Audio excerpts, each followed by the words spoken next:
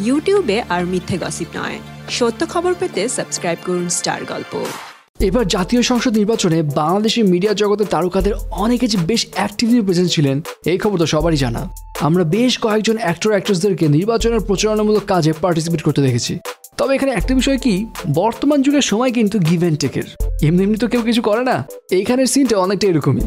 তারকারা যেহেতু সেই সময় সাপোর্ট দিয়েছেন, এখন বিনিময়ে তারাও কিছু চাইছেন এবং তাদের এই চাওয়া পাওয়া নিয়ে রীতিমতো অতিষ্ঠ এখন মন্ত্রণালয়।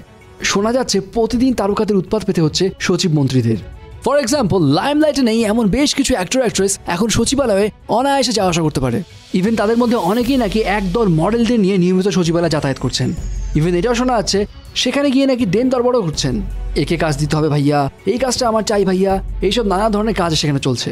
ইভেন কেউ কেউ আবার অ্যাডভার্টাইজিং এজেন্সি হয়েও কাজ করছেন এবং সেই এজেন্সিগুলোর কাজ পাইয়ে দেওয়ার এক ধরনের মধ্যস্থতার দায়িত্ব নিয়েছেন অনেকে। এছাড়া অনেকেই নিজের কর্মস্থল অভিনয় ছেড়ে নিয়মিত ছুটছেন সরকারি অফিস কিংবা মন্ত্রী এমপিদের বাড়িতে।